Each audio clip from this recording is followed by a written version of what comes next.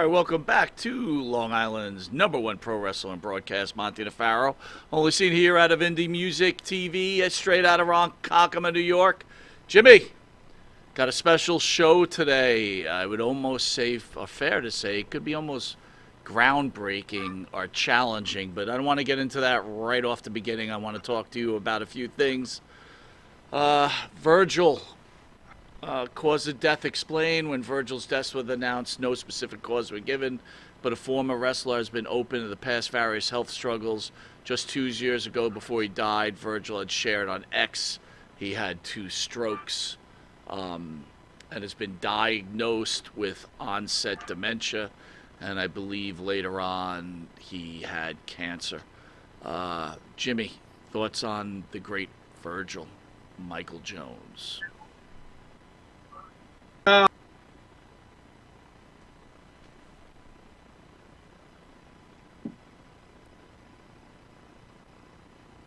Jim? Jimmy? Is he frozen there? He's cutting in now a little bit, but... All right, now I can hear you. There he is. Yeah, he's freezing a lot, though. Get settled in. Are you there?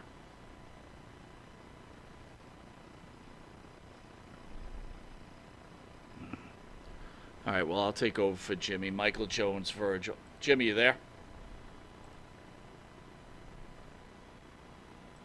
I think he might want to try and reconnect. Yeah. Yeah. If you could hear me reconnect, Jimmy, let's try it. Send him an email. You sent them an email? All right.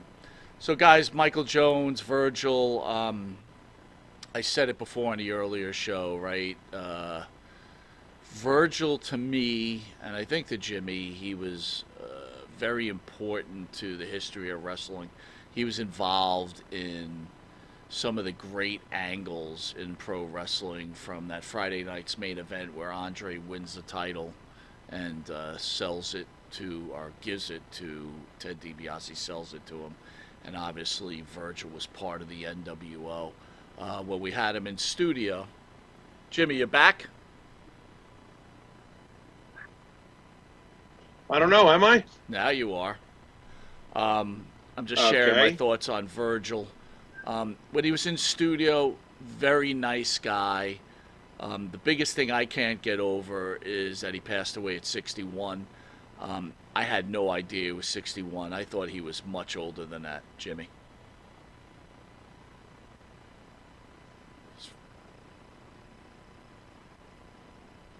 Jimmy? Yeah, I'm freezing, Mike. I don't know if I'm coming through right now. Now you are. Go ahead. All right. Well, if you're talking about Virgil, it was definitely a shock. Way too young. You know, you never want to hear about it to begin with, but we've gotten into handfuls now of wrestlers that we've had come in that passed away. I think his contribution to pro wrestling is actually underrated. He was part of a lot of big things. You know, so it sucks that he's gone. What'd you think of Virgil as a human being? Well, I mean, we only saw him once. I mean, how much of a read can you get? But I thought he was a cool guy. I thought he was pretty easygoing, you know. Seemed happy-go-lucky to me, you know. Bit wacky, but isn't that Virgil anyway? When it's all said and done, where does Virgil rank, like, as a wrestler? I think we're okay right now. Thank you. Where does he rank as a wrestler? I don't know, man. I mean, I don't.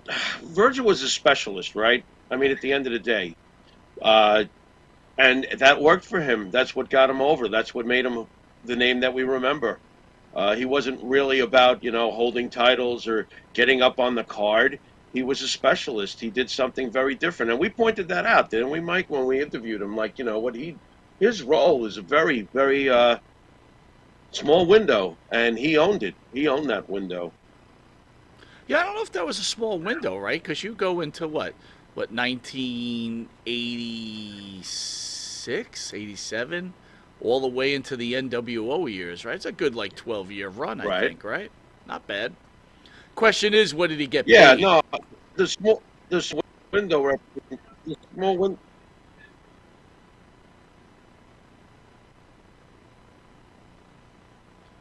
Well, we also have Ole Anderson at age 81, wrestling icon, was a member of the Four Horsemen.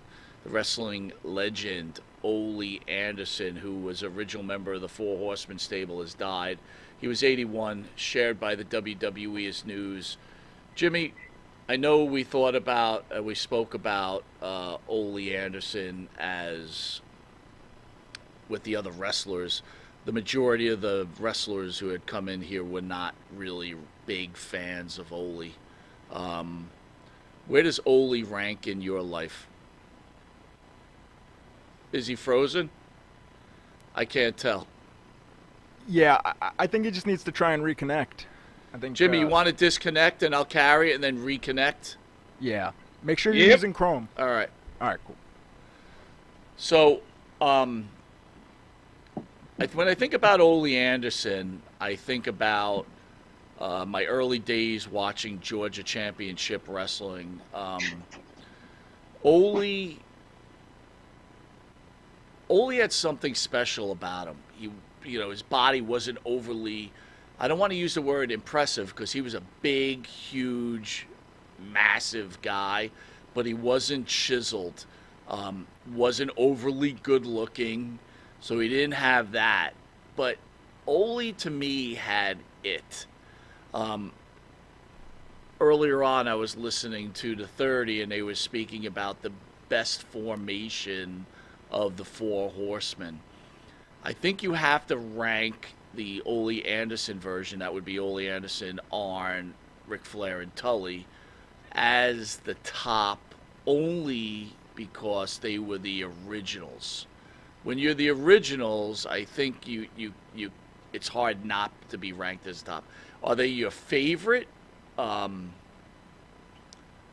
for me, right? My favorite version was Barry Windham and the crew there. I also loved the Lex Luger version, which I thought was awesome. But I think the original Horseman with Ole Anderson was fantastic. And the thing that we always remember too is when he gets kicked out of the Horseman, it's because he was foregoing the Horseman so he could watch his son wrestle in school. So, again, I could remember those storylines vividly. It's weird because Ole to me was a little bit of a flash in the pan, right?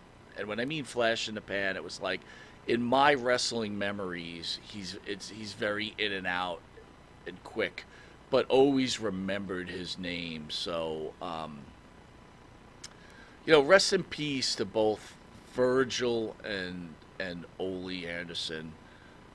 Two different companies in their highest levels of fame, but to a wrestling fan at my age, certainly meant a tremendous amount to us as wrestling fans.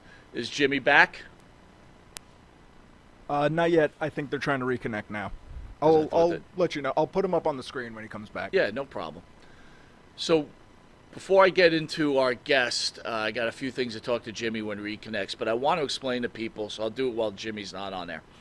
So, a while ago, years ago when we first started the show, one of the main subjects was the Ring Boy scandal, right? And look, wrestling's had so many scandals in quotations for many, many years, right? We could talk about the Chris Benoit murders, obviously, most recent history, Billy Jack Haynes, but one of the, Jimmy Snuka and S.A. Argentina, all that dark side of the ring shit, right? But the one thing that we always heard about were about the Ring Boy scandals and about these two gentlemen, Terri Garvin and Mel Phillips, where we've had guests here that actually knew those two gentlemen, and they were always pointed as being guilty. And everybody knows the story of, if you've watched a show and you've watched or you know wrestling, you know the story of Tom Cole. Tom Cole was a ring boy who claims that he was not sexually assaulted, but sexually approached. And his biggest claim to fame came when he took his own life over that situation. And, you know, again, no one should ever be at a job or in their personal life where they feel that they're being taken advantage of. And that's a big deal. When you have power within a company, whether you're a president or a supervisor, a foreman, or whatever the case, you should never be able to use that job as a tool to take advantage of someone. The tricky thing with the ring boy stuff was you've had some underage people working for a major corporation like the WWF at the time. It was a circus. I mean, let's call it like it is, everybody. It was a circus, a traveling circus, town to town. You had your main stars who went to a place. You had these local independent guys coming on, and they would work that area, and then they would hire these ring boys. And our guest will explain it a little more when he's on. And, you know, Tom Cole was one of those people. And I guess for some of these kids, it was a dream job, right? I mean, my God, you get to talk to your heroes and be able to help them become successful, setting up the ring. Who knows what else you had to do? Get them coffee? I don't know. And I could see at that age you can be molded into something that in normal life you wouldn't fall for. Look, you see it in a lot of other industries. Harvey Weinstein, Jeffrey Epstein. This has been going on and on and on. And I'm not saying it's right. It's not right at all. But it seems in the wrestling world, everything is towards the guilty, right? We're looking at what's happening with Vince McMahon right now. And Vince McMahon is already guilty before he even had his chance in court. And that seems to be a way of this country right now. And the guest I have coming on, he was a ring boy. And he's going to tell his story. But it's going to be a story that may be a bit different than we all expect. So, when Jimmy gets back on, I want to give the availability for Jimmy to speak on this. But here in this show, we want to give everybody the availability to speak, right? So the guest that we got coming on, we vetted him. We know he was a ring boy, so it's not like some dude just like, hey, I did this. Jimmy, you're back. Am I? Yeah, are you now sure? You are. Yep, you look good. You look positive. Good. Well, you can So- thank Karen McDaniel because I wasn't going to figure anything out. No Go ahead. problem. So just so we could recap here. Thank you, Karen McDaniel, by the way. I was just explaining to the people watching what they're going to be ready for, right? Because we've got a guy coming on that, look, 99% of the people are going to not agree with him, right? Because it's already the decisions have been formed by the people watching, and he's taking a big risk putting himself on camera like this, and I respect that, right? We want to hear his story. Jimmy, I want you to weigh in on that, but I wanted to talk to you before we go into it because it kind of falls in line to what we're talking about on the show after break. Last night when I got home from work, on HBO was a movie called Priscilla. Obviously, you know who Priscilla Presley is, right? Yeah. I'm watching Priscilla, and I was thinking to myself, now, let me ask you something. Big Elvis Presley fan? No, I like the Beatles. I thought they were more talented. I'm not comparing them to the Beatles. I'm asking you just in general, were you a fan of Elvis Presley? I'm more. Well, I got to be honest. I mean, some of Elvis's stuff is cool, but I'm much more of a Buddy Holly guy. I guess I don't know. Elvis was obviously the king of his time, So let me ask you this. So Elvis, I'm going to give you a little bit of a timeline. He meets Priscilla Presley at 14, right? At 14, they begin a relationship. Priscilla claims that Elvis and her did not have any kind of sexual contact. They might have kissed, things like that. He met her when he was in Germany in the military. He brought her to Memphis, married her, like I think 6 years later when she became of age. If Elvis was in today's society and this went on, okay, give me your idea why Elvis wasn't chastised for being with a 14-year-old back then in the 60s.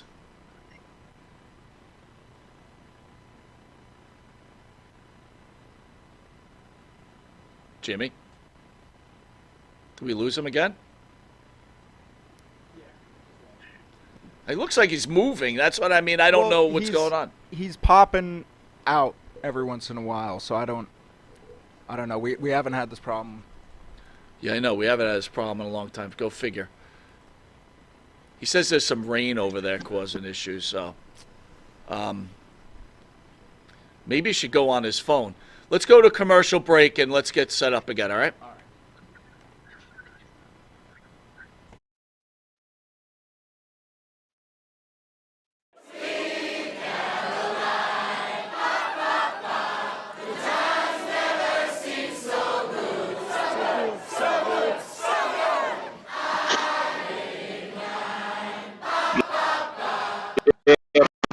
Sir? Manscaped. You know, have you tried the new equipment that's been sent? I'm afraid because it says weed whacker. I'm scared. Maven, Manscaped. What are you thinking about Love Manscaped, it. dude? Love it. What do you use it for? Necessity. What don't I use it for? Put it this way. The only hair I have on my entire body is these eyebrows. Yeah. That you see. These caterpillars racing to the middle of my nose. That's it. That is it. That's all I have. And that's all I want. That's the So Manscaped is a You- must. We were talking before the show. There's nothing worse than just hair. Yeah. Right? Hair on a woman, hair on a man. It's just bad. Absolutely. And it's the one thing that the older I get, it starts growing more in unwanted areas. Absolutely. I hate it. I'm going to ask you a question. Uh-oh. Just going to go out there. Oh, boy. Go for it. You're doing a deed. Yes. Again, I don't want you to have to admit this because we, as men, we try not to admit this. But if you're going to go do the deed on a woman, I know would where you he's rather going. have her be hairless or a little hair, racing stripe, or Racing stripe. full retro bush? Racing Well, stripe. Retro Bush is out. Yes, thank you. Retro Bush is out. Yeah. I don't mind a small, well manicured landing strip. Every now and then, if it's completely, and I'm talking like baby's ass bald, then I start. Where is that pedophilia line? I don't want to wander into that. That's thought very of it like interesting. that. I never thought about that. You're a Wow. smart dude. Holy shit. So if the landing strip is clean enough for the plane to go in smoothly, you're cool with that? If the landing strip has, like I said, well manicured, Yeah, you can see both sides. It's not Like blinking lights on both sides of that I landing? just don't. I don't want. I don't want the shrubbery going off into unwanted areas on that as well. Gotcha. Oh, Yeah, look but- what you found. Ooh. I got to be all honest though. Hey, the older I get though, I don't think I can be as I found it! I found have it! you ever gone down there and she slowly brings down the underwear? Then What is retro? Just, Absolutely. You're like, whoa. Wow, Yeah, I'm like 46, it of pops course. out? Do you like walk out or what do you do? No, I muster through. I muster up the courage to get He's through. a trooper. He's a trooper. Gotta give him an A. Not all heroes wear capes. Yeah, There you go. I hear you. There you Listen, go. I couldn't Super say. Bush. I couldn't say it. Well, if you have the same beliefs as Maven does, Manscaped could help you. Absolutely. The weed whacker. Absolutely. What are you thinking? I'm thinking that I may have to, go in a room, close the door, and hang out with the weed whacker for a little while. Yeah, I think you're a retro guy, aren't you? I like 70s adult films, if that's what you're getting at. Yeah, there you go. Yeah, Well, only with that, Ron we're going to take a Jeremy, quick Batman. commercial break, and we'll be Anyway. back with this wrestling icon, Maven. We will see you in a drop kick second. Drop kick. Are we on? Okay, I'm sorry. Jimmy, how's this? Let's try it. Looks Yeah. okay. Sound okay. All right. All right. Good. Good. Sorry, Let's folks. move. For you, hold on, wait a minute. For you folks out there, really sorry. There's like this rainstorm for some reason, and it's all tropical and going crazy outside, so that might have something to do with it. Go ahead, Well, Mike. right. The phone looks good. So let's go back to the Cool. Elvis analysis. Elvis right, please. today against why in the 50s and 60s did Elvis not get ridiculed for being with a 14-year-old? You know what, though? I do believe that, you're right. You're right. I don't know why. Maybe Elvis got a free pass for some unknown reason that I can't explain. Because think about what Jerry Lee Lewis had to go through. I mean, Right. didn't he marry his cousin? Didn't Chuck Berry have some problems, too? Yeah. It's interesting how Elvis was, I guess Elvis was the golden boy, right? Well, we can't have anything. Let's think about you this, know. though. Didn't Jerry Lee Lewis marry his cousin or something like that, too? Yeah, And he she was did, young, but she was, too. but she was hot. What's the problem? Oh, boy. Come on. You know what I'm getting at here. I mean, for God's sakes, obviously Elvis was the golden boy, and he was untouchable. You know, gee, you think he had mob ties? Who the frig knows, bro? But yeah, he got a free pass. You know, would that happen in today's day and age with Elvis Presley? Hell no, man. Everything's changed. Agreed? I agree. 100%. Yeah. Everything. Let me ask you this though: Is Elvis? Do you think of Elvis? You think of Elvis any less, knowing what you know? No, I don't. And the one thing that impresses me about Elvis is, There you go. Priscilla to this day protects his image and his memory.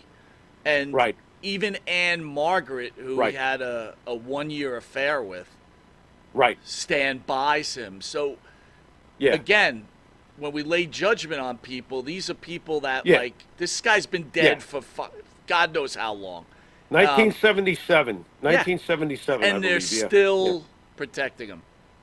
Yeah. Well, you know what though? I mean, look, I don't know if it got through before with all the breaking up and everything with the reception, but Elvis Presley is the reason why we have rock and roll in the first place. Of course, it starts with him. You know, isn't he in the Hulk Hogan level, right, Mike? I mean, for God's sakes, it's Elvis Presley. You know what I mean? He had an amazing voice. He had unbelievable charisma off the charts. And when he swiveled those hips, an entire nation went hysterical. Yeah. All right. There was no way that we were going to throw Elvis under the bus, because you know something. It's not. See, nowadays it's all about all the things that are wrong with you. Back then, it was about what's right with you and what we romanticized about. I think deep down, what do you think? The people in the 50s didn't know that no one's perfect. I'm sure they all knew it. They were probably smarter than we'll ever be with our internet. Okay, but you know, it's the idea of it. It's the romanticism of an Elvis Presley. Everybody deep down would love to be a rock star. Come on, you know. Jimmy, So I it is love what it that is. explanation, though. They looked for Thank the you. positive in people back then. Right. Now we just go Right. for the negative. Well, So- Mike, do you think Paul Simon was kidding around in 1966 when he said, "Where have you gone, Joe DiMaggio? Right. A nation turns its lonely eyes to you." Because Joe DiMaggio was the furthest thing from Dennis Rodman and everything we've had since. Yeah. Okay? Yeah. It's the bottom line. The bottom line. It's the romanticism of Joe DiMaggio. That's what Paul Simon was asking as the country was falling apart, even back in the 60s, obviously, especially in the 60s. Pandora's box, how art thou? Well, You I know? mean, it goes back to what's happening with Vince McMahon right now, even Billy Jack Haynes.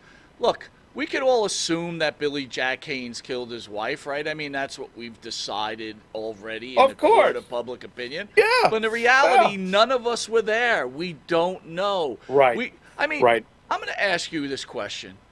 Do you think when Nancy Argentino passed away, Yeah. right, that Vince McMahon actually walked into a police, station with a briefcase full of money and convinced them to take the money to let Jimmy Snuka go? I mean, do you think that's possible? Oh, it's Vince McMahon, that guy from the WWF, and he's here to get that Superfly. That, you guys realize that Superfly? Oh, Right. come on out, Superfly. Vince has got some wetbacks here for us. Lots of nice cash here. What the fuck are you talking about? This sounds like a bad espionage movie with a horror twist. I That's- mean, that's- I feel like especially in the wrestling world, everybody wants a surprise. They want a surprise at WrestleMania. They want a surprise run-in on the Vince McMahon Right. case. It's like, Right. enough Right. already. Right. But yet we absolutely adore those MSG cards from the days when things were pure, where like let's be honest, Mike. Remember we'd go back and look at these cards, right? And 2 of the 8 matches are like really truly Yeah. like I've got to see this. Everything else was absolute filler, and we loved it. So I'm at a loss, bro. I'm at a loss. All right. Before we get to our guest, I really want to get serious with you on this, okay? Oh, do we have to? No, we got to. Go ahead. Because this All is a right, pretty fine. serious conversation. So, All right. Jimmy, when you were going in and out, I want you to Yeah. be able to hear what we're going to speak about. But so, Okay. Gerard Millette, right? He approached us via email to tell his story. He had told me and you that he had had enough, and he wanted to speak out about what he feels is the truth behind Mel Phillips, Tom Cole, Lee Cole. When he came to us, in my discussions with Gerard, I told him that we were friends with Lee Cole, right? We brought on Lee years ago. You remember that first show? And we just brought Sure. him on recently. And Yeah. I said, this is an important subject. We feel you have a right to speak, but I want you to understand that I would like Lee Cole to be on the show so he could at least go back at you and whatever accusations. I don't want to call them accusations. I'm using the wrong word. But whatever story you want to tell. And Gerard, Right. to his credit, said, absolutely. I have no problem with this.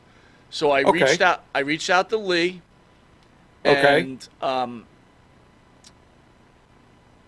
Lee did not want to come on the show. All right. And All right. he, basically was very unhappy that we were going to bring this gentleman on. And Mm-hmm. I said to Lee, Okay. and I'm not going to beat up Lee because I'm not, this is Lee's choice. It's his son. It's his brother. I'm sure there's a lot of pain there. I'm not discrediting that at all, right? And we had Right. his wonderful sister in here. She was a beautiful lady. Very nice lady. Yeah. All right? Very cool. But Yes. I did Yes. say to Lee, Jimmy, and I do feel this. Lee is doing very well doing his podcasting now. And I would tend to say that you and I should get a lot of credit for that, right? Because no one knew who Lee Cole was into us, right? Let's be honest here. All right? That's fair. Okay, that's fair. Absolutely. I don't remember even knowing about Lee before we wound up bringing him on the show. I Right. don't remember anything about Lee. I think that it absolutely helped Lee get his name and his face and his message out there. That's absolutely fair to say, man. All right, good. No So doubt. we're in agreement there. Lee Yeah, also, 'cause it's like I fair- said, fair. Lee has also done very well with his channel, but I'm going to be Yeah. honest here. Okay. He now, in my conversation with him, it was, Lee, if you're going to do a YouTube channel, right, and do this, you have to be a Right. responsible journalist, right? You Right, can't yeah. tell one side of the story. And I Right. feel like you don't want to tell this side of the story, or you don't want to hear it, which I understand. You lost your Right. brother, okay? Right. But when I see Lee going on his channel and now he's talking about Chris Benoit was Right. murdered by Vince McMahon, this happened. Yep. I mean, he's talking like he's in the room of the WWE, and he knows exactly what went on with Stephanie McMahon and Ashley Massaro. I mean, Right. at what point Right. are we not going to have this agenda, right? Right. Well, you know what, Mike? Look, and this is nothing more than my opinion, so you could take it whatever way you want it out there. But what did I say to you after we talked to Lee the last time on the show? I said he flat out said it himself, and he seems to have no problem with it, that he's a liar. Okay, right? Remember? Yes. Hmm. You remember when he said that, right? So this is what I think of when you tell me that Lee is now doing videos, that Chris Benoit, was set up and Vince did this. Lee is realizing that he can just say anything outrageous and get a click. He's not, what he is not is an idiot. So I'm not falling for any of the, click and reel and whatever. And if that's what he wants to do, but just remember, the real hint, the real thing you're trying to say is where's the journalistic responsibility? There is none there. When you're doing stuff like that and you're going, Vince McMahon killed Chris Benoit, if that's what you're doing, what's responsible about that? Other than an agenda, and that it's a perfectly timed agenda, and seeing that it's a perfectly timed agenda, let the crucifixion begin, off we go, clickbait time. So that's what I think about it, It's well said, Jimmy, and you're right. And again, Gerard. Now, Mike, can I ask you a Mallette, quick? I said. I don't mean to. Good. Mike, can I ask you a quick? Millette. I just want to get this established. Lee is the brother of a ring boy, correct? He is the brother. He's the brother. He's not a ring boy like our guest tonight, correct? That is correct. Okay, I just wanted to establish that before we do anything else from this point on, but thank you for that. All right. Go ahead. So I want to get us ready for this, right? Because the take of our guest, Gerard Millette, is not the normal take that we've heard over the years. I want to make it clear, and we're going to challenge Gerard. Gerard's taking a big risk here, right? He's putting himself on camera. He's going against the grain, but he feels strong enough that he's had enough. And Monty and Faro have not made a decision on what they believe or what they don't believe, right? We listen and let people speak. We'll hold our opinion ourselves. We challenge our guests like we have challenged Lee Cole numerous times, right? Right. And Gerard has this right to speak up on what he saw and what he felt. So I know we've had some problems, everybody. We thank everybody for staying in there. But without further ado, thank you. Gerard Millette, thank you for joining Monty and the Faro. Welcome. Thank you for having me. Our pleasure, sir. Welcome. So, Gerard, before we get off, please explain to the family out there who's watching, who are you and where did you end up, how did you end up working for the WWE? I know it's WWF at the time. And how did you end up becoming a ring boy? Okay. My name is Gerard. I grew up in a town in Massachusetts called Lowell, Massachusetts. I was 14 years old. There was a show at the Lowell Memorial Auditorium. I'll even give you the date of February 4th, 1987. A wrestler by the name of Coco Beware was wrestling in that night. And Coco, because of his parrot, Frankie, had 4 bags. Dozens of kids were hanging around outside. I was the only one who actually had the initiative to, hey, you want some help with your bags? He goes, yeah, sure. I helped him up. He comes to the door.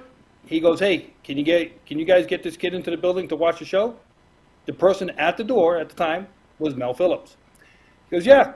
He comes up. I help Coco with the bags downstairs.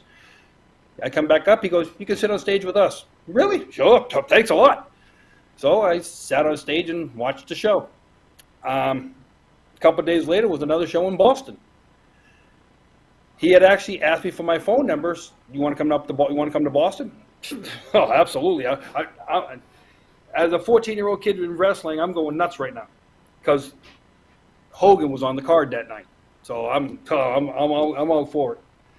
Now, Gerard, before I don't, there's going to be some interaction here, right? So I want to make sure we get every step. Where are your parents at this point? On this specific night, my father was at home. My mother was at work. And at 14 years old, they allowed you to go to the Boston Garden by yourself. Oh no, Lowell Memorial Auditorium. It was about 2 miles away from my house. Okay, go ahead. Continue. So it was in walking distance of my house. Okay, continue. So 3 days later, they allowed me to go. It was a Saturday, so they allowed me to go to Boston. I said, this is what I'm going to be doing. I'm going to go to a wrestling show, and I'll be home. All right, it's a Saturday night. You don't have school the next day. No big deal. At 14. Yeah, I grew up with 4 older sisters, so I was a little advanced for my age at 14. They trusted me. How did you get to the show that night in Boston? In Boston, Yeah, how'd you get there? I actually took the train because the train went from right into the Boston Garden. So from where I Okay. lived, the train went right into the Boston Garden. And Okay, I met, gotcha. Continue. Gotcha. And so I met up with. I told him what time I'd take the train in. I got in. He was waiting down. He was basically waiting downstairs. We went upstairs into the garden. Okay, and I tell people this all the time. I have never seen a Boston Bruins or Boston Celtics game from the stands. I've seen many of them from the old Boston Garden runway because they would do shows so often. If the Bruins or the Celtics would play, we'd go up there and watch one of the games, and then the wrestling show would be at night. And that's how I first got my foot in the door, those 2 days back to back. So, does someone approach you about becoming a ring boy, or do you ask someone? So here's what happened here. My sophomore year of high school, I wasn't doing too well. Not academically. I was doing well academically. I wasn't doing well in the conduct part of it. So by talking to Mel, he goes, this is what I'll do for you. You have 3 years to turn your conduct around. If you can turn your conduct around, you'll have a job with WWE, WWF. I was like, are you serious? He goes, so my sophomore year, I was suspended about a dozen times. My junior year, I was suspended twice. My senior year, I didn't get suspended at all. And I passed, and I graduated on time with passing grades. 2 weeks after I graduated high school, I was on the road. This is the part, if Well, hold anybody's on, ever out Gerard, there looking. Gerard, 1 second. So Mel Phillips took a special interest in you. He wanted to see you graduate from high school, and he kind of waved the proverbial carrot in front of your face, saying, "Hey, if you get your shit straight, we'll get you some work here, and you'll get to work your dream job." Because we could call it your dream job at that time, right? Absolutely. Okay. Absolutely. Go ahead. And so I graduated high school, and he shows up at my house a week and a half later. I said, what are you doing here? He goes, I just started to stop by and stuff like that. And I turn around my head. My father's walking out of the house with 2 suitcases. Not that now, later on in life, I had learned that Vince knew this story. I didn't know that Vince knew this story until I heard him explain it to somebody saying, I went to work there with my parents' permission. So my father had already knew what I was going to be doing. My mother knew what I was going to be doing. I did not know that he actually kept his promise to me. And I went on a 6-week tour, took me to California and Honolulu, Hawaii. After that during those 6 weeks. This was 2 weeks out of high school. So Mel knew where you lived. Yep. How does Mel know where you live? That's kind of weird to me. Because from the time I'm 14 to the time I had graduated high school, he had actually come by my house numerous occasions at that point. Because now instead of me taking a train, he goes, hey, I can pick you up at your house and stuff like that. Because there was one time I took the train, he goes, I'll drive you home. All right. He drove me home, got to know where my house was. Now when you call me and say, this is the time I'm coming into the town. So if I'm landing in Boston at, let's just say 3 o'clock in the afternoon, I'll be at your house for 4 to pick you up and take you to wherever we're going to go. I'm just giving you an example on that timeline. It could have been, I'm getting in at 1, I'll be at your house for 2, stuff like that. Sure. And So Mel, Gerard, go ahead. so Gerard, I gotta ask. So he basically got permission from your parents. You Correct. come in the house, and this almost sounds like this was like one of the happiest days of your life because your parents were in on it and they were supporting you and they had already packed for you. You're ready to go. And I will put it to you like this: to get my father's permission to do this, Right. was flabbergasting. My father grew up in the 50s and 60s, and he was total old school father. And Right. he didn't want his son being with anybody, but he saw the change that was going on in me because I actually had a goal, and he could see me actually wanting to get to that goal. So he was all behind. He's like, wow, my kid actually found something that he wants to go after. Now, in high school, I was actually taking plumbing to be a plumber. But that was as a backburner in case I couldn't go through with what I did with WWF. Remember, Mel just gave me the opportunity. It was up for me to get the opportunity. It's like, getting an A in school and keeping the A. That's all he did. He didn't promise me nothing. He just said, hey, if you can do this, this is what could be laying for you. All right, so here's my question then. Jimmy, the business end of me, right? Yeah. Mel comes, he picks you up, you get suitcases, you start going with the traveling circus, right? Yep. Do you meet with their HR department and fill out paperwork and become an employee? Like, how does that work? I did not do that, but I tell you the one thing I did sign. I signed a, not a non-disclosure agreement. I actually signed, I could not collect royalties. They actually put a piece of paper in front of me and said, if you're going to be here, you got to sign this saying you can't collect royalties anytime we use your face. All right, whatever. Here you go. Bye-bye. All right, but here's my question. You know you're getting paid for this, right? Yes. So how are you expecting to get paid if you don't sign on with the company, you don't fill out paperwork? You have to pay taxes, right? I pay taxes. At the beginning, I was deemed an independent contractor. So you signed a So- W-9? Okay. Yeah, I know. I actually got a Okay. 1099. 1099. So that's right. every state you worked in, you at the end of the year, you get a 1099 mailed to your house, showing how much taxes you owed for that state. Okay, that makes sense. Right? And So one you're of all you get- working as so you got- 1099s. Yeah. So you I so got you got 1099s. you got your dream job. So tell us what did you see? What was it like?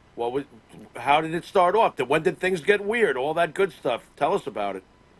I'll put it to you like this: the first couple months, I was on cloud nine. I went from cloud nine to, I'm not going to say falling off the cliff. I got to see the people I was watching on TV, what they really were like, and being totally greenhorn. I mean, I couldn't have been any more of a greenhorn when I walked in that door. I always believed wrestling was on the up and up. Okay? And Okay. yeah, so Well, when that's you a believe it's on problem. the up and up, Gerard. Oops. Okay. Yep. All right. Like I said, I got smacked in the mouth real hard. Right. And I'll give you the first example of that was Hawk. We were doing a show in Hawaii, and he comes walking boy. in, and he had a Oh, big boy. scar on his head. I'm like, dude, what happened to your head? And he just gave me the look, and I'm like, oh, damn. I asked a proverbial stupid question. And I did not know it at the time, and somebody pulled me to the side and said, we know you're still green around here.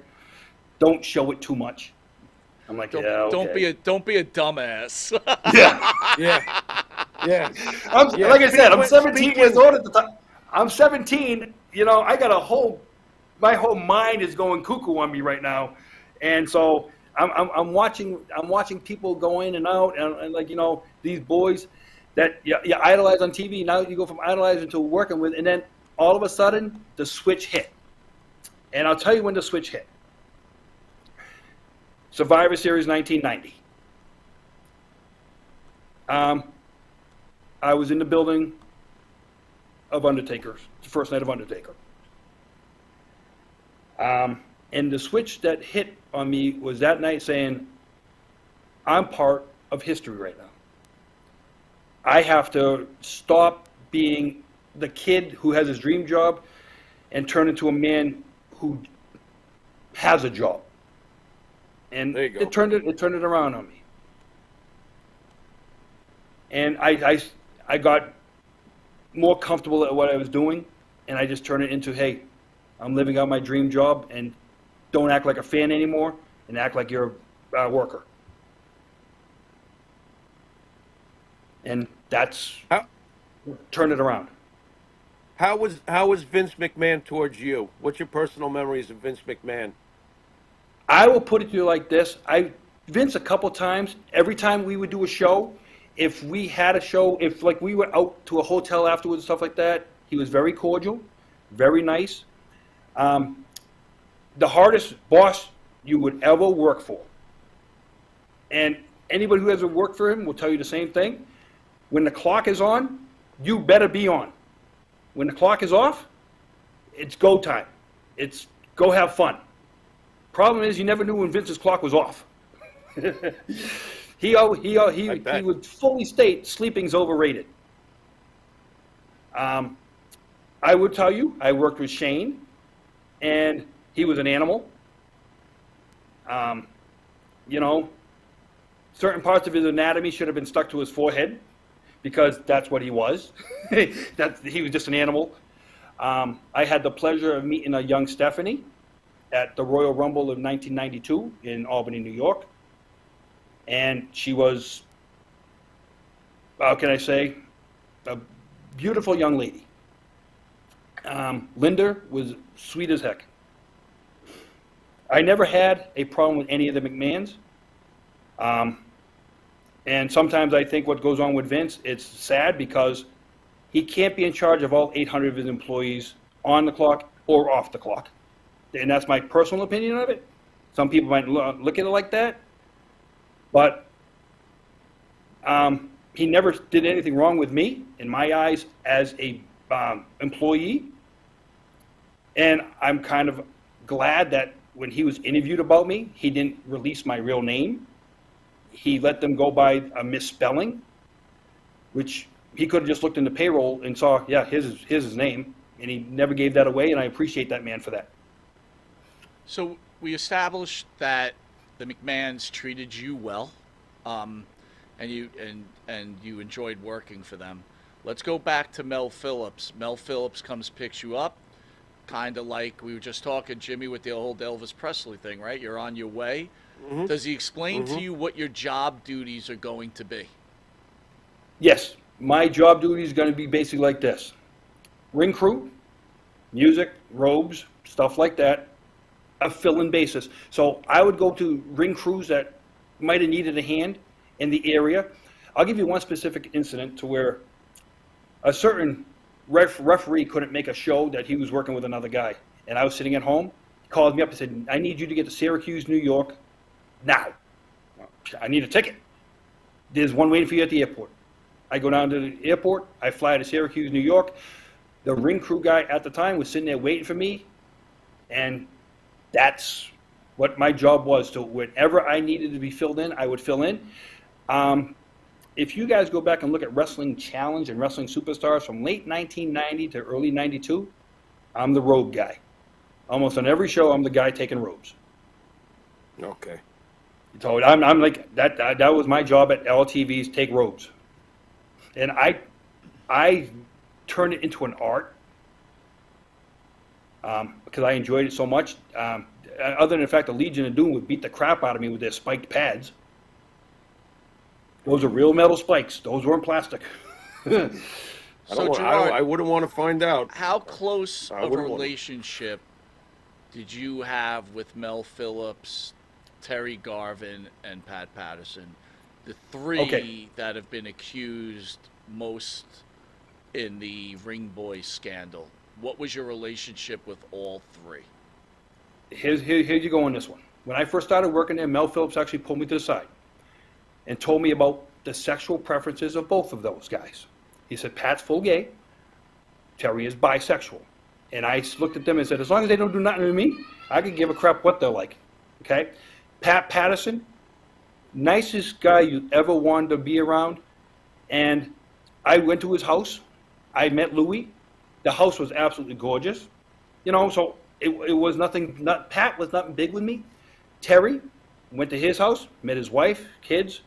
And I had known his kids before I actually had met Terri. I had actually met his kids because we were sitting in the stands at the Boston Garden together. Terri never approached me in any kind of demeaning way. He would send me places to do work And other guys say, why do you send him? And he would look at them and say, when you work the way he does, I'll send you there too. What he did when I wasn't around him, guess what? I can't guess what he did. But by knowing the man, I don't All right, think, Gerard, I don't but think what he here's was a accused question, of doing. though. And I don't mean to cut you off. I'm not trying to be rude, but That's fine. I got to understand this. You're around the rest of the Ring Boys, right? There's other boys, and we keep calling them No. boys. There were no other Ring Boys there at the time? Once I started, it was done. I was it. So, is there a possibility in your mind that this stuff was going on before you joined, and since they got in trouble for it, it stopped? Well, the first time that I know of when Vince said he fired Mel Phillips in 1988, I was told from Mel that he had quit WWF because they put Mike McGurk in to be the ring announcer. Okay. So there was a difference of opinion there. So where that opinion lies, I don't know. When it comes to him being around or having any kind of a sexual innuendo, I never witnessed it, never saw it. And on multiple occasions, we would have multiple kids around and stuff like that, wrestling, playing around and stuff like that. I can tell you one time, the police were called to a hotel because we were wrestling so loud in the hotel room. The police came. Now, there's 3 white teenagers and a black guy. You think somebody was going away. They just said, can you keep it down? That's all it was. That's it. So, you know, this is the... So how does a person like Lee Cole, right, who was the brother of Tom Cole, so I'm assuming Tom told him these stories, my assumption, have such a different story than yourself? Because I believe Tom Cole believed his own lie so much, it was the truth to him. And here's a part of the story that Lee Cole probably never knows about. Is the exact date was November 30th, 1991. Now, mind you, Tom Cole claims he had been already fired from the WWF because he said, from what I'm reading, February 1990. Give or take a month or whatever. Well, on November 30th, 1991, he actually showed up at the Madison Square Garden. Me and Mel Phillips had just come in from a show in Philadelphia. Anybody can look at this up. We had a Philly Madison Square Garden double shot. Tom Cole was waiting by the security thing to where anybody who's ever been to Madison Square Garden knows if you park your car, you walk across the street, wrestlers had to do it for years, and you go through security, you take an elevator upstairs. Well, he was waiting at that elevator when Mel walked in the door. No, he wasn't working for the WWE at that point. No, he had already been let go. And he looked at me, he looked at Mel and said, so this is who replaced me. Well, I want my job back, and if you don't give it back to me, wait till you see what I do. Which Mel sternly said, go screw yourself. We go up on the elevator, we go upstairs on the elevator, and I asked him if he thinks Tom was serious about doing anything, and Mel's response was, he's too dumb to do anything. But wait a minute. And stop. if you looked at Gerard, 1 second. When he says he's going to do something, you don't know anything about whatever. So what do you think he's going to do? Well, what I had heard was that he had gotten let go, well, because of the fact of he just couldn't do the work. He wanted to be one of the boys more than he wanted to do his job. That's what I heard. Okay. Now. But when he says to Mel Phillips in front of you, wait till you see what happens, aren't you like, well, what's he talking about, Mel? That's why I asked him. I said, that's why I asked him, do you think he's serious about what he's talking about? And Mel's response was, he's too dumb to do anything. And I didn't get into it that much with him. I didn't get into it more because of the simple fact, all I had ever heard of, he had already told me why he had gotten rid of him. Because remember, I had met Tom Cole before this. Come up and done a show in Boston. They flew in. I can't remember if it was Philly or New York they flew in, but they took the shuttle back then, which, they used to have daily 1-hour shuttles. And Tom came across as a cocky, jealous guy who didn't want anybody else around because he was always in fear of his spot. That was the impression I got from him. And for the entire time I've been hearing about these things and stuff like that, if the one thing that always gotten to me is, where are the others? Did it all of a sudden just stop with Tom Cole and nobody else came out? Because they were like, oh, if there were so many others, why did it stop with one? And, you know, pedophiles don't just change their spots overnight. Mel wasn't a pedophile.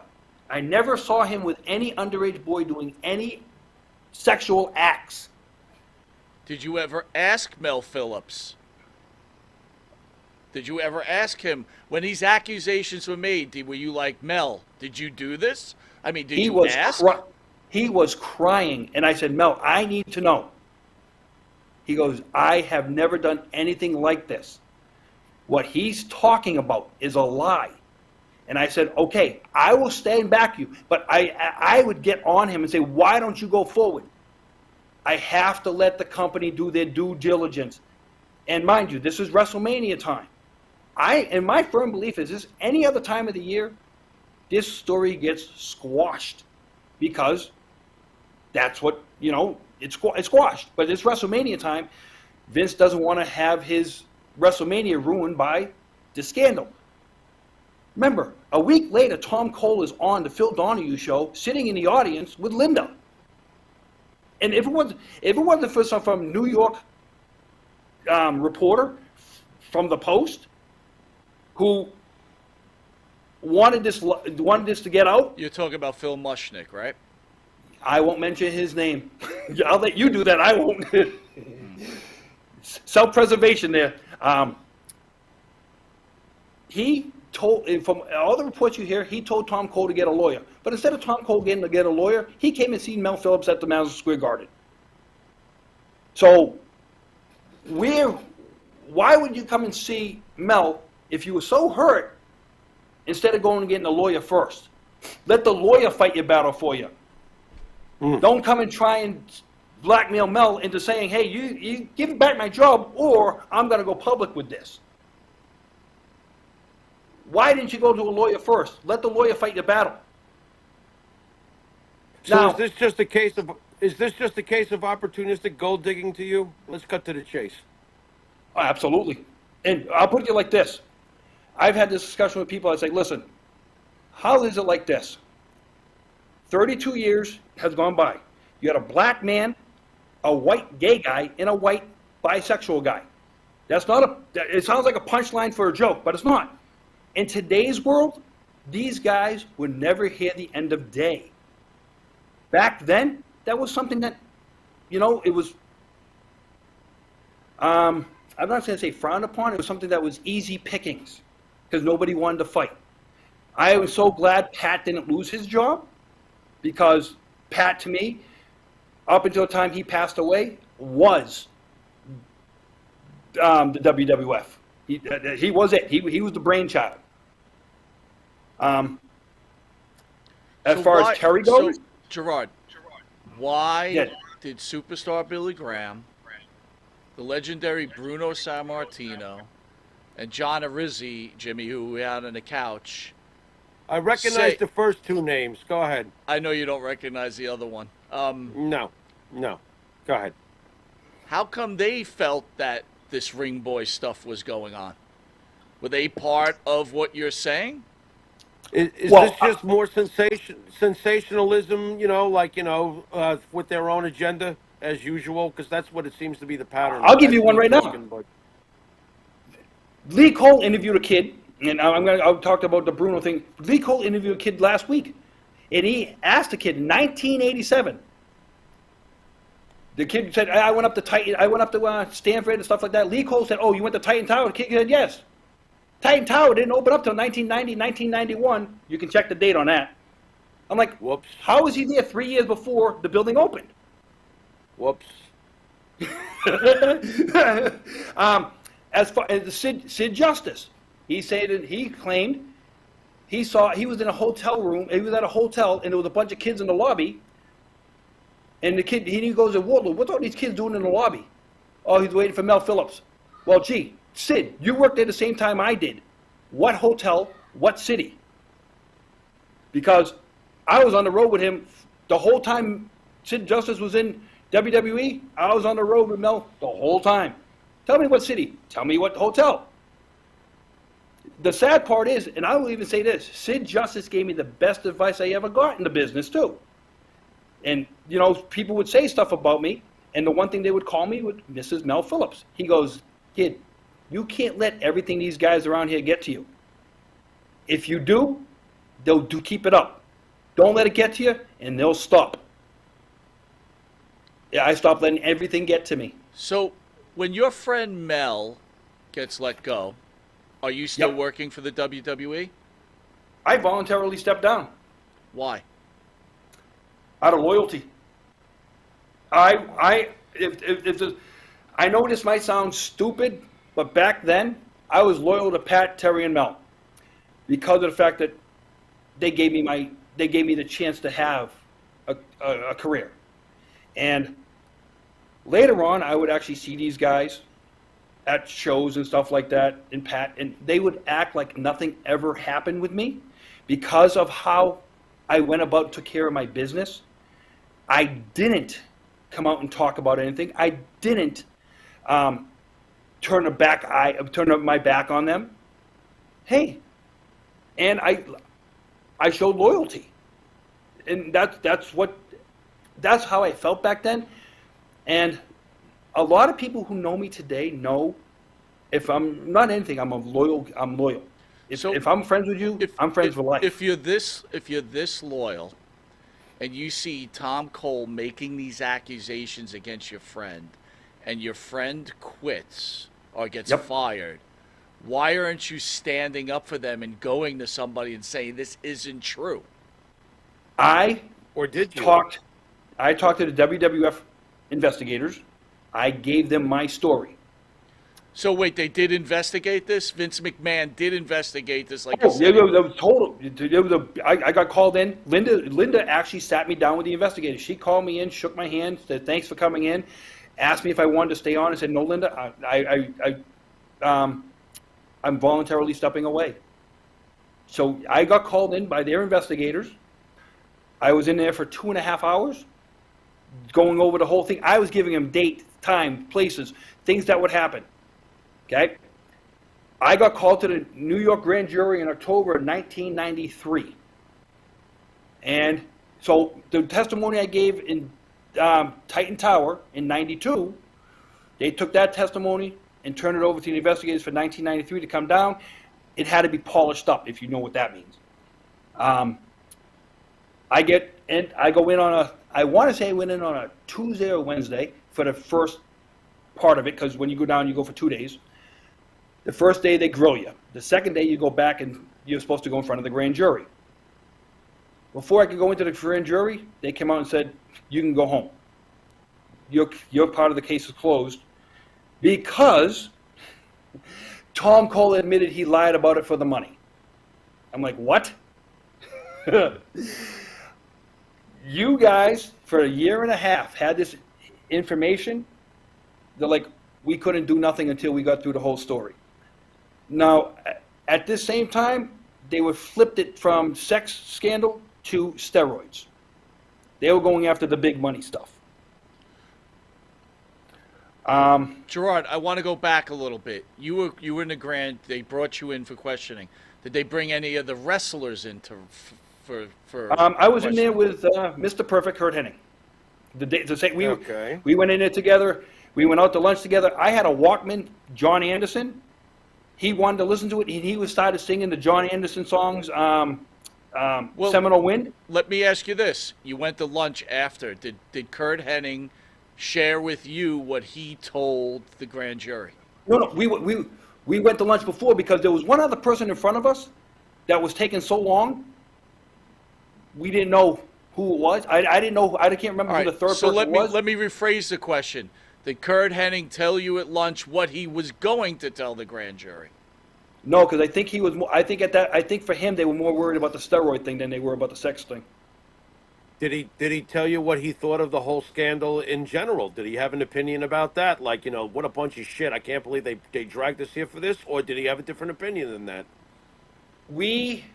Him being a constant professional was, I have no opinion of it because it didn't affect me.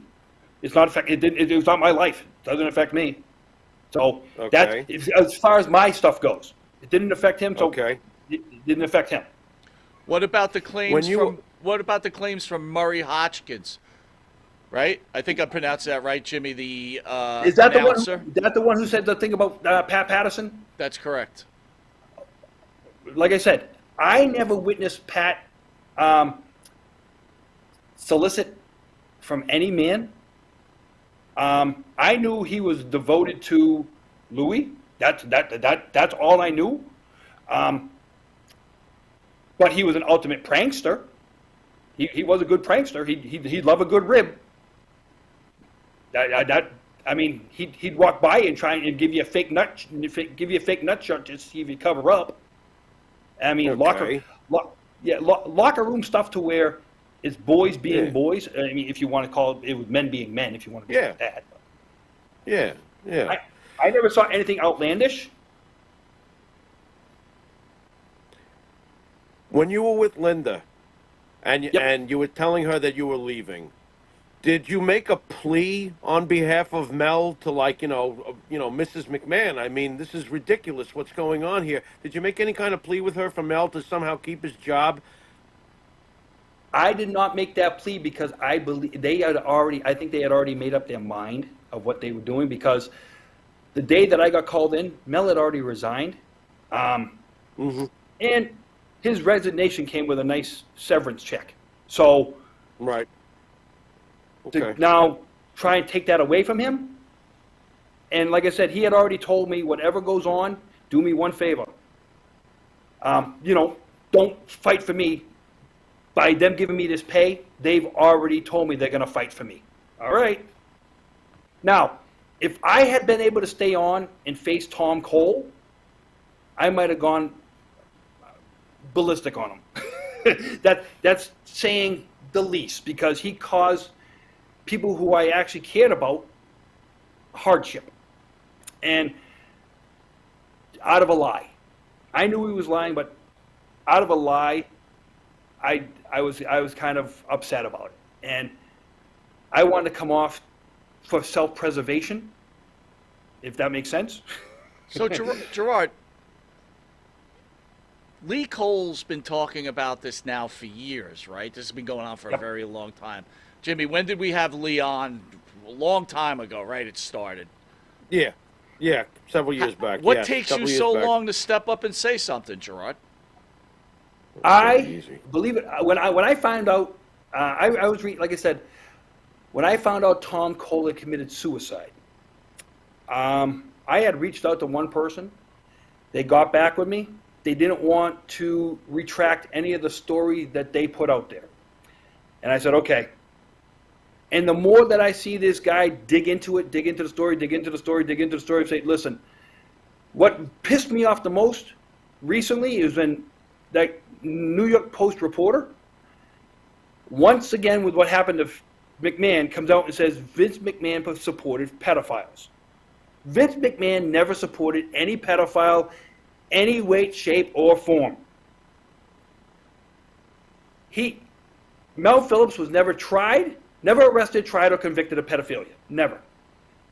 Terri Garvin was never arrested, tried, and convicted of pedophilia. And when you were asking that thing about Elvis, if the media then was the media today, Elvis would have been vilified. He would have been destroyed. Yeah, of course. And, Agreed. Lee Cole, here's the thing for Lee Cole. As much as you hate Vince McMahon, you will make every freaking penny in the world you can off the man. What does that mean? That's the way I feel. What does that mean? He's using his name to make money? Using it, I mean, he's abusing his name to make money, if that's what you want to say. He will, listen, he's worse than an ambulance chasing lawyer. At least they get this. At least they make you sign the document first. What about Jimmy? Please, I'm sorry. I know I'm probably stepping on you. I'm just No, trying no. I'm just real quick. All I'm thinking of is it's opportunistic sensationalism, and the end result is strictly for one's profit. Yes. It's a witch hunt. It's witch hunting. It's gold digging. It's knowing the right moment to capitalize. Look, they've been waving their torches at Vince McMahon for decades. If he has truly done something, and I would like to think at this point in his life he would already have been in jail a long time ago. Stop telling me that he just pays off everybody. You know something? In this case, I believe, and we've said this before, Mike, that he paid them off because, like Gerard pointed out, WrestleMania season, you're not worth the fucking headache. Take your lie, take the 20th hour, or whatever the hell it is I'm giving you, shut the fuck up and go away. You annoy me. I have a business to run. If that seems cold and calculated, well, too damn bad. Okay? Well, I'll put you Because I'll even put you like sometimes this. a big business has to do shit like that, whether they want to or not, well, to make Tom people Cole fucking said- shut up. good. Tom Cole settled for $55,000. Okay, Right. it was gone. Okay, so he doesn't get his contract renewed a year later. Then they try and sue for $1.6 million. All right. Lee Cole originally wanted Tom to settle for $750,000 for back pay. Okay. $750,000 in 1992. What's that, Hogan money? Right. Right. Nobody pays to see the ring crew guy set up the ring. Right. So, Gerard, Lee Cole, we've asked him numerous times in I think, how many times he's been on? 2 or 3 times, Jimmy, I forget. Yeah, at least 3. I would think 3 How times come at least. Lee Cole never shares what happened to Tom Cole, in your opinion, Gerard? Because Tom manipulated his brother to believe the lie. Because if you look at the text message that Lee Cole put out there, you're missing the question. How come Lee Cole will not tell what actually happened to Tom Cole? Yeah, we always get as far as the story and how Tom went out and slept in the van. That's all we're given, and we're supposed to believe all these really horrible things. So, okay, here you go.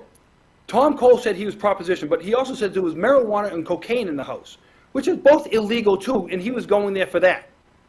So he said, but the sex part was no. But the marijuana and the cocaine that he was going there for, is that okay? They were both illegal at the same time too. But when it comes to him not finishing the story, oh, very good. Okay. that there you go. It's like, so where's the line? Where's the boundary? And all this stuff, Tom himself admitted to. But okay, I didn't want the sex stuff, but the marijuana, the cocaine. Let me see here. Do you think that Lee Cole is so broken up about his brother committing suicide, that's why he's as angry as he is? Or do you believe that Lee Cole is doing this for Lee Cole and Lee Cole only? I think he's doing it for Lee Cole and Lee Cole only, due to the simple fact he will do anything to keep the narrative going based on the lie his brother told him.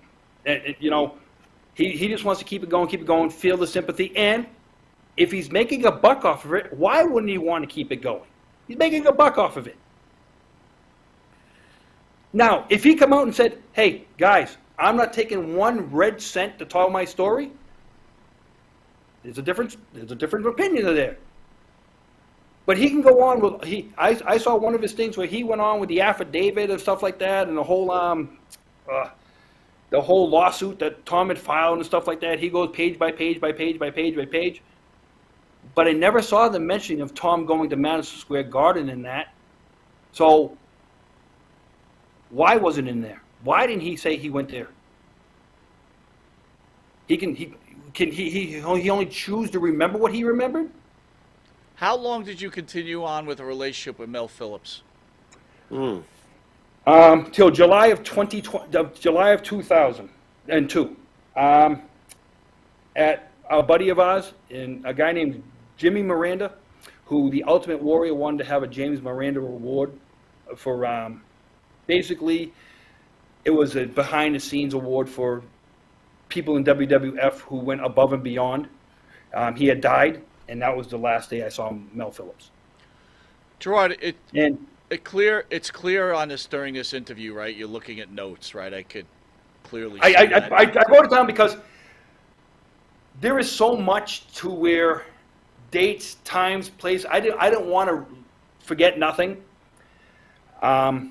Because of the simple fact, there's so much to go over.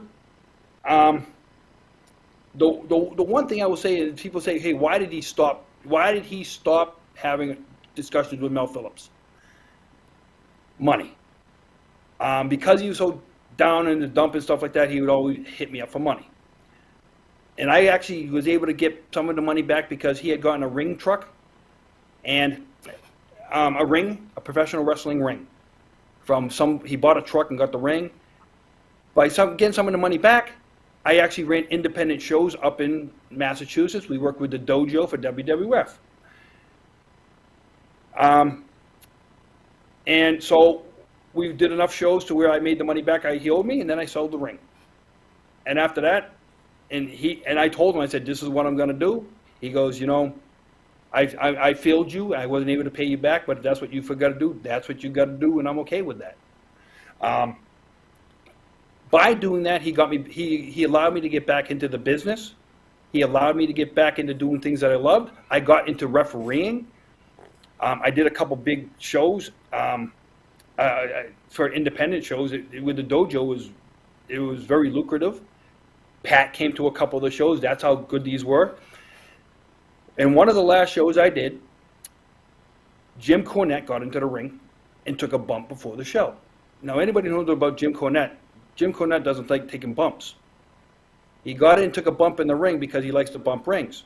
He took the bump, got up, looked at Bruce Pritchard, said, Bruce, come in this ring and take a bump. Bruce Pritchard comes in and takes a bump. This is our new ring. I'm like, what do you mean it's your new ring? We need to bring this ring down to Stamford, Connecticut and design our new rings after this ring. How much will it take to get you down here? I was like, pay for the truck and what I normally would get for bringing it to a show. All right, done. I want to say about a week later, he calls me up and said, hey, can you come down in 3 days? I think it was 3 days. Absolutely. I get down to the warehouse. Me and my buddy set up the ring. Who's the first person to take the bump in the ring? Shane McMahon. Now, Shane walked over, shook my hand, said, how you doing? We talked for, I'm going to say about 3 minutes, about life and stuff like that, because Shane worked with him. And so the ring that you have now, the ring that they use now is a copy of the ring that I was using at the time. Yeah. So you continued on a relationship with Mel Phillips. Not that it matters on his sexuality, but was Mel involved with women or men? I will put it like this. He had a fantasy, and nobody could live up. He was deeply indulged with Whitney Houston. He wanted to get her to sing the national. Yep. So no other woman could compete with her, and he wanted her to sing the national anthem and stuff like that, and and that was it.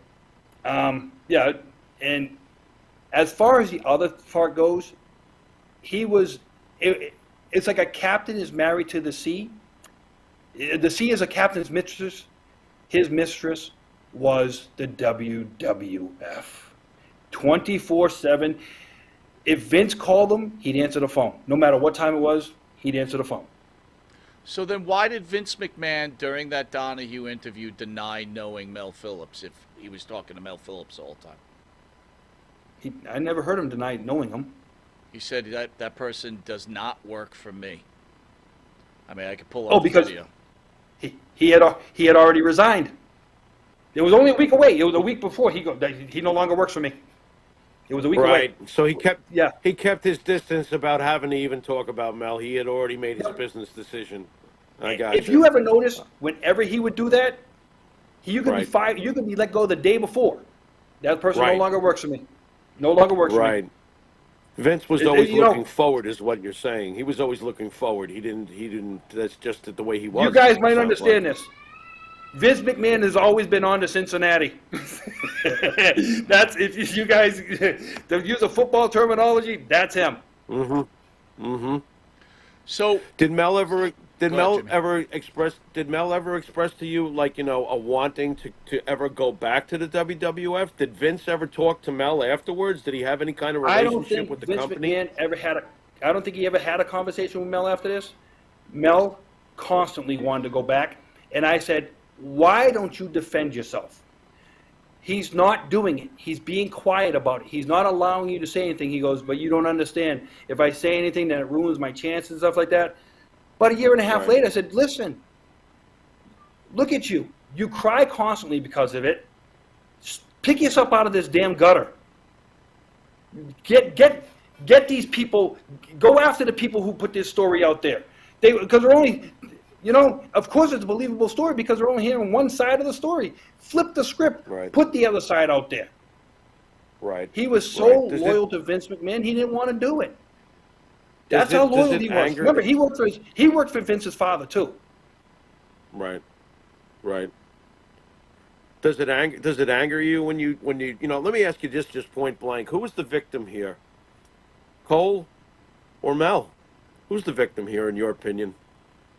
It was to me. It's always been Mel. Because of no criminal case ever being presented. None. Zero. Nothing was even found. And when you talking about now, I've said to Mike, I said you had kids, and I'm just going to read the names.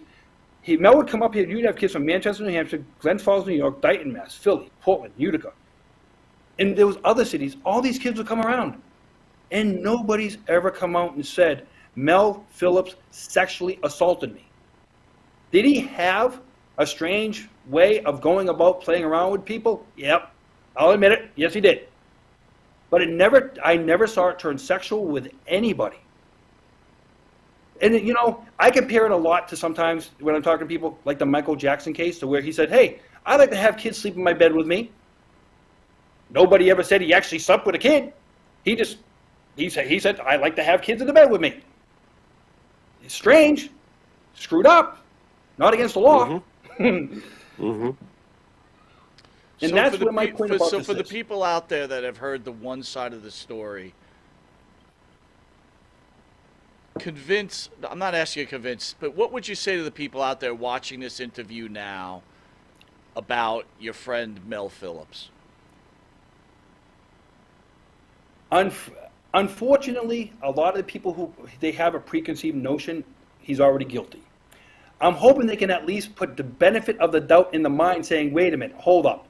For 30 plus years, all we've been hearing is one side. This guy, maybe I can put the benefit down in mind, saying, wait a minute. He didn't get charged. There was no arrest. Nothing's ever been filed about it. Go Wikipedia. You can't even Wikipedia him because his life was so secret. He was somebody's son. He was a brother. He took care of his mother. He took care of his family. All that came crashing down in one day. Done. Gone. See you later. Bye-bye. The Internal Revenue Service took care of the rest of what Tom Cole took away from him in WWF. The Internal Revenue Service took care of him for the rest of it. He ended up being a broken man, and I felt sorry for him because everybody who would ever see him later on after this never shied away from him. They would talk to him. I remember one time we were doing a show in Somersworth, New Hampshire. He had a nice hours-long conversation with a guy named Jim Myers, who everybody out there should remember as George the Animal Steel. And Jim told him Vince was only doing what was best for his business. And Mel understood it. He was only doing what was best for the business. That's it. And could Mel have said a lot more to take people's mind away from what was going on, yeah, he could have come out and talked a lot more. But when you get a settlement the way he got it, to, hey, take the settlement, go live your life, and, you know, that's it. What was the settlement for? How much money? On the better side of $800,000. Hmm. Can ring my bell. Ring it. Unfortunately, he only got $70,000 in his hand, because as soon as he deposited it, other than the 70 grand, IRS took it. Gerard, I gotta give you a lot of props for coming on. A lot of strength for you to say what you said tonight. So I'm going to give you an advanced opportunity now to speak out to the trolls you're about to encounter, and this show is most likely about to encounter. What do you have to say to those people who refuse to hear the other side, because there is two sides to every story? What do you want to say to those people, because you know that they're going to be coming with their torches, that you had the nerve to tell your truth? What do you have to say to those folks? Keep the open mind and don't be closed-minded about it. It's 32 years. Let the man find. If there's one thing that you can let this man do, just like Lee Colt asked to let his brother do, let the man go to his grave and sleep and rest in peace. Let all three of them rest in peace. Stop bringing up every time an allegation is made against Vince McMahon. We don't know where his allegations will ever go. Those allegations against Pat, Terri, and Mel were never founded upon. And in 1992, you would think they would have found it. They would have gone and found something. They found nothing. And the other thing that I want people to know is, I don't know where the tapes ever ended up. A lot of the stuff that Mel Phillips was ever accused of doing, he recorded everything. So in case anything ever happened, he had it on videotape. I don't know what happened to him. Wait a minute. Now that's a whole nother. Why was he recording stuff? To protect himself. Honestly, Why? Protect himself? Why? Why would you protect yourself? Seems odd. Because what he would do, and this is, he would record, so let's just say he would record this show right here, right? And the next time he'd see you, he'd just re-record over what he'd already done. So if you were wrestling in the ring on one, let's say you came and wrestled in the ring. The next time he'd see you, if you're going to wrestle in the ring again, he'd just re-record over the video he had with you. So we always had. So you're saying that he recorded the work environment. Is that what you're saying? No, the play environment, not in an arena. Huh? Like you're at a party and all of a sudden you turn around and there's a camera while you got a beer in your hand? Yeah, no. So everybody, like, That's I'll put it like weird. this. We actually were at a storage facility in Philadelphia. We set up the ring in the middle of the storage facility, and he put the camera on. So that way we actually did interviews and everything. So you could go back and you could look at the interviews and see you actually felt like you were a wrestler that day. And he would have a monitor there. So that's what I'm talking about. He recorded everything, so that way you felt like you were part of the show. So it wasn't like when he picked you up the first time and your father handed you the bags, you got in the car and he was like, okay, here I am. No. He was recording. He was recording the fun stuff. We want to make sure. All right, well. No. Gerard, before we go, I want Joe from What A Day to weigh in and see what he thinks. Joe, what did you think about Mel Phillips recording at, in meetings and things like that? Yeah, what do you think, Joe? Oh, he's not buying it. Yeah, Joe never buys Joe's anything. You can't go buy that. Don't worry about it, Gerard. Gerard, he's on very a serious skeptical. note, Joe, I want to Joe thank is. you. I agree with Jimmy. It takes a lot of guts. Put yourself on camera. Oh, yeah. You're going to be facing some heat, for sure, geez. as we will. Yeah, I'm ready. But- I'm ready.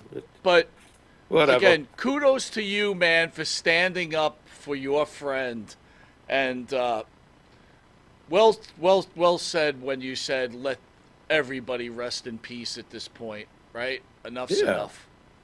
Yeah. Gerard, thanks again, brother. Hey, thanks Gerard. a lot. Thank you very much. If you ever need it again, you got my email. Send it out. I'd love to do it again. You got it, my friend. We'll talk soon. Have a Sounds good night, good. guys. Thank you, Gerard. Thank you. You too. Thank you. Bye-bye. Jimmy, thoughts? Well, here's my thoughts, okay? The important thing that I want our listeners, and viewers to understand is that when Lee Cole wanted to tell his story before he had a YouTube channel, before, he had the attention he's getting nowadays and stuff, he wanted to tell his story, and we gave him an opportunity to do so. And we didn't mock him or question him. We let him tell his story, okay? Tonight, we did the same thing for Gerard. Okay, there are two sides to every story. If you can't handle it, you know what to do. All right, and no, not troll. Okay, the bottom line is Mike. We allow people to tell their story, and that's what we did tonight. Right.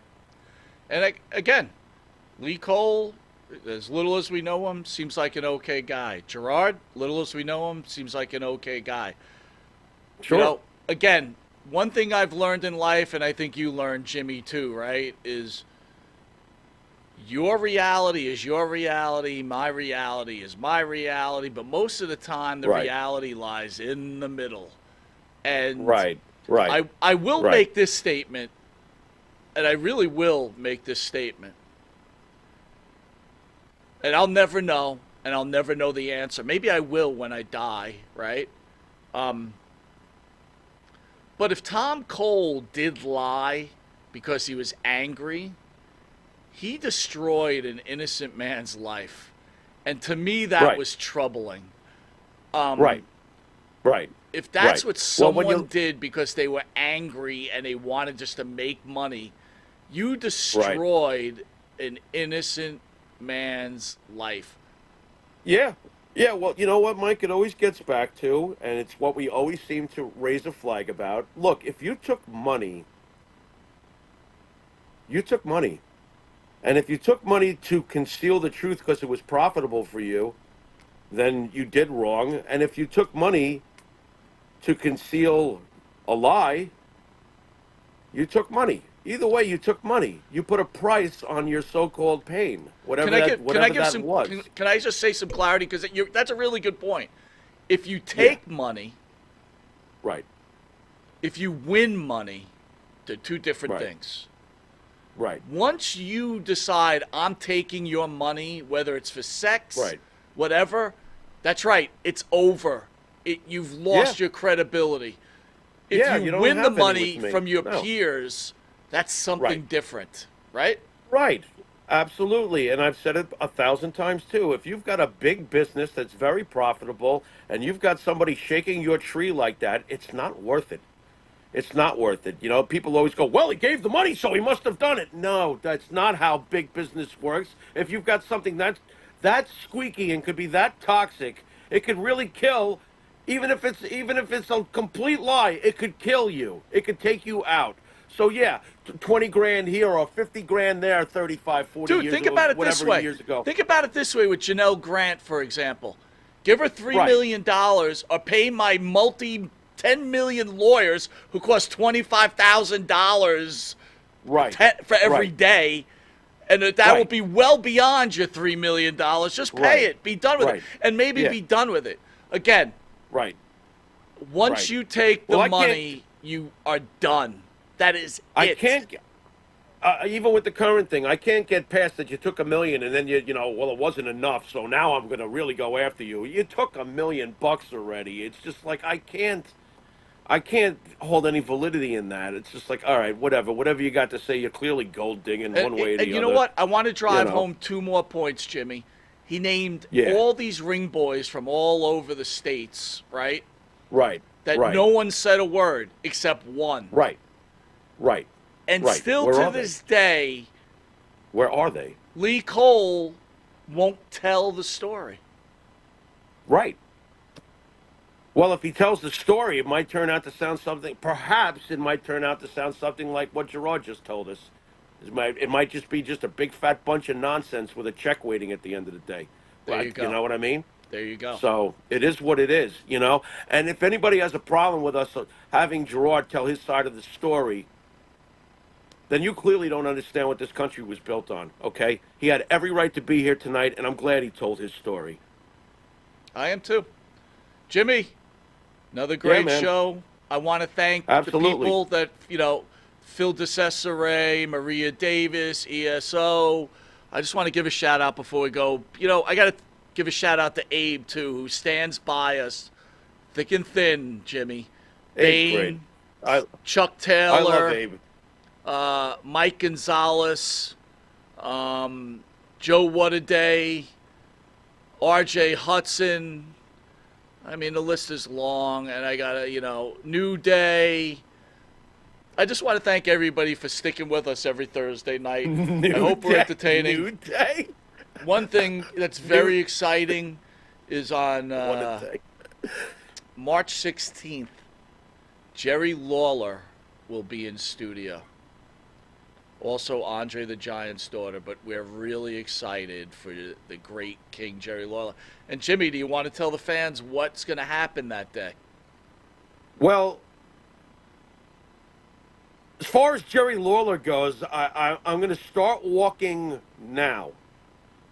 Okay? Because I'm going to start walking towards New York. You think I can make it by...